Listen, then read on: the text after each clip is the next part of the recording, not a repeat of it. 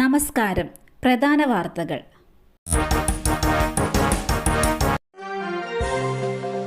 തണുത്തുവിറച്ച് വീണ്ടും മൂന്നാർ. താപനില 0 ഡിഗ്രി. ഒരിടവേളയ്ക്ക് ശേഷം മൂന്നാർ വീണ്ടും അതിശൈത്യത്തിന്റെ പിടിയിൽ. പ്രദേശത്തെ കുറഞ്ഞ താപനിലയായ 0 ഡിഗ്രി സെൽഷ്യസ് തിങ്കളാഴ്ച പുലർച്ചെ മാട്ടുപ്പെട്ടി, ചെണ്ടുവര, ലക്ഷ്മി എസ്റ്റേറ്റ് എന്നിവിടങ്ങളിൽ രേഖപ്പെടുത്തി. സെവൻമല, ദേവികുളം, നല്ലതണ്ണി എന്നിവിടങ്ങളിൽ കുറഞ്ഞ താപനില 1 ഡിഗ്രി സെൽഷ്യസ് രേഖപ്പെടുത്തി.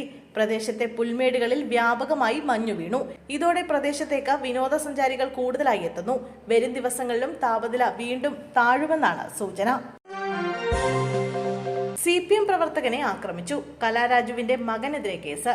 കൂത്താട്ടുകുളത്ത് തട്ടിക്കൊണ്ടുപോയ കൗൺസിലർ കലാരാജുവിന്റെ മകനെതിരെ പോലീസ് കേസ്. CITU തൊഴിലാളിയായ CPM പ്രവർത്തകനെ ആക്രമിച്ചു എന്നാണ് പരാതി. ബാലുവും സുഹൃത്തുക്കളും ചേർന്ന് കമ്പി വടികൊണ്ട് ആക്രമിച്ചു എന്നാണ് പരാതി.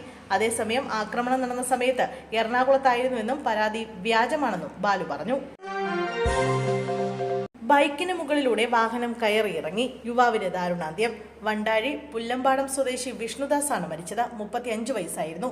ചൊവ്വാഴ്ച പുലർച്ചെ 1:30 മുടപ്പല്ലൂർ കരിപ്പാലിക്ക് സമീപമുണ്ടായ ബൈക്ക് അപകടത്തിലാണ് വിഷ്ണുദാസ് മരിച്ചത്.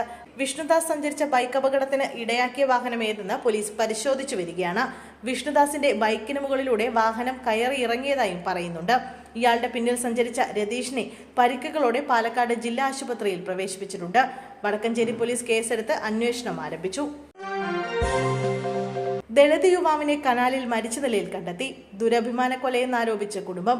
തെലങ്കാനയിലെ സൂര്യപേട്ടിൽ ദളിത് യുവാവിന്റെ മൃതദേഹം കനാലിൽ കണ്ടെത്തിയതിനെ തുടർന്നാണ് സംശയം ഉയർന്നിരിക്കുന്നത്. സൂര്യപേട്ട് സ്വദേശി വി കൃഷ്ണയെയാണ് മരിച്ച നിലയിൽ കണ്ടെത്തിയിരിക്കുന്നത്. 6 മാസം മുമ്പ് ഇതര സമുദായത്തിൽ നിന്നുള്ള പെൺകുട്ടിയെ കൃഷ്ണ പ്രണയിച്ച് വിവാഹം കഴിച്ചിരുന്നു. ഇവരുടെ കുടുംബാംഗങ്ങൾ തന്റെ മകനെ ആക്രമിച്ച് കൊലപ്പെടുത്തിയെന്നാണ് കൃഷ്ണയുടെ അച്ഛൻ ആരോപിക്കുന്നത്. കുറ്റവാളികൾ ആരായാലും എത്രയും പെട്ടെന്ന് കണ്ടെത്തി കനത്ത ശിക്ഷ നൽകണമെന്ന് കൃഷ്ണയുടെ ഭാര്യ ആവശ്യപ്പെട്ടു. തലയ്ക്ക് കല്ലുപോലുള്ള വസ്തു കൊണ്ട് അടിയേറ്റാണ് കൃഷ്ണ മരിച്ചതെന്ന് പ്രാഥമിക പോസ്റ്റ്മോർട്ടം റിപ്പോർട്ടിൽ പറയുന്നു. തോൽവി അന്വേഷിച്ച് റിപ്പോർട്ട് പുറത്തുവിടണം. കോൺഗ്രസിൽ വീണ്ടും പോസ്റ്റർ യുദ്ധം മുറുകുന്നു. DCC പരിസരത്തും നഗരത്തിലും ലോക്സഭാ തെരഞ്ഞെടുപ്പിലെ തോൽവി പരാമർശിച്ച് വീണ്ടും പോസ്റ്റർ പ്രത്യക്ഷപ്പെട്ടു. തൃശൂരിലെയും ആലത്തൂരിലെയും തോൽവി പരിശോധിക്കുന്ന KPCC അന്വേഷണ റിപ്പോർട്ട് പുറത്തുവിടണമെന്നാണ് പോസ്റ്ററിലെ ആവശ്യം. കുറ്റക്കാർക്കെതിരെ നടപടി സ്വീകരിക്കണമെന്നും കോൺഗ്രസ് കൂട്ടായ്മയുടെ പേരിലുള്ള പോസ്റ്ററിൽ ആവശ്യപ്പെടുന്നുണ്ട്. നേരത്തെ ലോക്സഭാ തെരഞ്ഞെടുപ്പിൽ തൃശൂരിൽ K മുരളീധരൻ പരാജയപ്പെട്ടപ്പോൾ ഇത്തരത്തിൽ DCCക്ക് മുമ്പിൽ പോസ്റ്ററുകൾ പ്രത്യക്ഷപ്പെട്ടിരുന്നു. K മുരളീധരന് വേണ്ടി അവസാന നിമിഷം വഴിമാറിക്കൊടുത്ത TN പ്രതാപനെതിരെയായിരുന്നു അന്ന് പോസ്റ്റർ പ്രത്യക്ഷപ്പെട്ടത്.